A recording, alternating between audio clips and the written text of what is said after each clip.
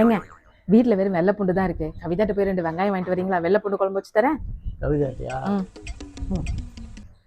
அப்படியே 2 பச்சை மிளகாய் வாங்கிட்டு வந்துருங்க. பச்சை மிளகாமா? ம். அப்படியே 2 பழுத்த தக்காளி வாங்கிட்டு வந்துருங்க. இதான் மார்க்கெட்டுக்கு போறேன். பச்சை மிளகா, வெங்காயம், தக்காளி எப்படி போய் இத்தனை கேட்க முடியும்? வண்டி சாய் வழி மார்க்கெட்ல வாங்கிட்டு வரேன். மார்க்கெட்ல போய் வாங்க தெரியாமல உங்களை போய் வாங்கிட்டு வர சொல்றேன். நாளைக்கு தான் நம்ம ஊர்ல சந்தை நாளே, அங்க போய் வாங்கிக்கலாம். இன்னைக்கு விட்டு போய் வாங்கிட்டு வாங்க. இன்னைக்கு இதை வச்சு ஒப்பேத்திக்கிறேன். ஐயா என்னெல்லாம் இத்தனை கேட்க முடியாது. நீ வேணா போய் வாங்கிக்க. உங்களுக்கு திறமை இல்லைன்னு சொல்லுங்க போய் வாங்குறதுக்கு. உங்களுக்குலாம் அந்த அளவுக்கு திறமை இருந்தா உங்களாம் கையில பிடிக்க முடியுமா? வீட்டுல வெறும் வெள்ளை பூண்டு தான் இருக்கு. ஒரு குழம்பு வச்சு திங்கலான்னு பார்த்தா 2 வெங்காயம், 2 தக்காளி, 2 பச்சை மிளகாய் இருக்குதா? இதுக்காக இவ்வளவு தூரம் நான் கடைக்கு போய் வரணும் நடந்து போயிட்டு. வெயில் வேற இப்படி அடிக்குது. என்ன பண்றதுன்னே தெரியலையே. கடையில போய் வாங்கிட்டு வான்னு சொன்னா இந்த ஆளு வயிறு வலிங்கிறாரு. எப்ப பார்த்தாலும் என்ன குணா, என்ன பிரச்சனை? என்ன காய் வண்டியை விட்டுட்டியா? ஆமாக்கா, வெறும் வெள்ளை பூண்டு தான் இருக்கு. 2 வெங்காயம், 2 பச்சை மிளகாய், 2 தக்காளி இருந்தா வெள்ளை பூண்டு குழம்பு வச்சிருவேன். இதுக்காக நான் கடையிலுக்கு நடந்து நான் தனியா போயிட்டு வரணும். என்ன பண்றதுன்னு தெரியல. இவர் கடைக்கு போயிட்டு வர சொன்னா வயிறு வலி. ஆமா, வெயில் தான் பயங்கரமா அடிக்குது. சரி, இந்த சாமானுக்காக நீ கடத்தருக்கு போக வேண்டாம். எங்க வீட்டுல இருக்க கொடுத்து அனுப்புறேன். உங்க வீட்டுல இருக்குதா? இருக்கு. சரிக்கா. இவரை வர சொல்றேன். கொடுத்து அனுப்புறீங்களா? கொடுத்து அனுப்புறேன். போய் வாங்கிட்டு வா. ஆளை பாரு.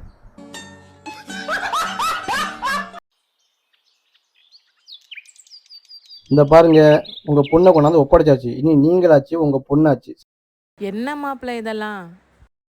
இங்க பாருங்க, உங்கள்கிட்ட பேச நான் தயாரா இல்லை. இங்க பாரு, கல்யாணத்துக்கு போறோம்னு சொன்ன நகையை போட்டு வீட்டுக்கு வந்தா வா, இல்லை இங்கே இருந்துக்க. வாங்க மாப்பிள்ள, உள்ள போய் பேசலாம். ஏன் வெளியில நின்று பேசுறீங்க? உள்ள வந்து பேசுனா போதும், ஏன் வெளில வந்து பேச உங்களுக்கு குறையா இருக்கா? கல்யாணத்துக்கு போறோம்னு சொன்ன மொத்த நகையும் போட்டா உங்க பொண்ணை வீட்டுக்கு கூட்டு போறேன், இல்ல உங்க பொண்ணு உங்க வீட்லயே இருக்கட்டும். எங்கள்கிட்ட இருந்தா கொடுக்க மாட்டோமா மாப்பிள்ள? ஏன் மாப்பிள்ள இப்படி எல்லாம் பேசுறீங்க? உங்கள்கிட்ட ஒண்ணு இல்ல, உங்க பொண்ணை கல்யாணம் கூட்டு வர நீங்களே வச்சிருந்து இருக்கணும்.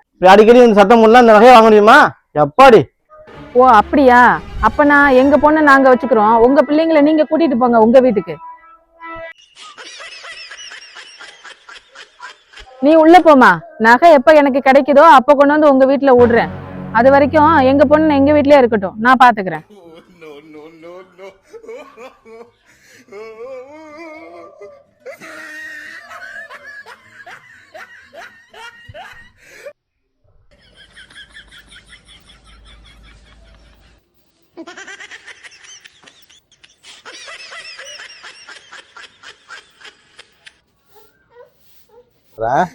சரி, ஓகே, காலைல பார்ப்போம். பா, நாளைய கக்கா பிட்டா வந்து கழுவி விடுப்பா. சப்பா முடியல சாமி, காலையில் நான் எவ்வளோ வேலை தான்டா பார்க்குறது.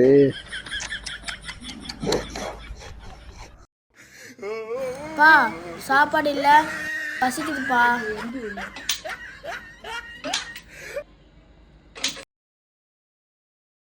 பா, மேக்ஸ்ல செம்ம டவுட்டா இருக்குப்பா. சரி, இந்த டவுட்டை கிளியர் பண்ண.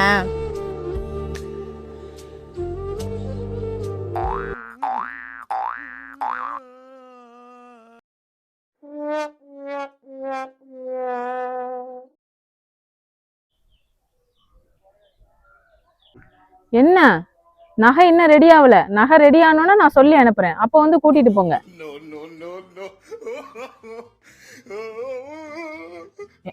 ஏன் பொண்டாட்டி இல்லாம அங்க இருக்க முடியலையோ?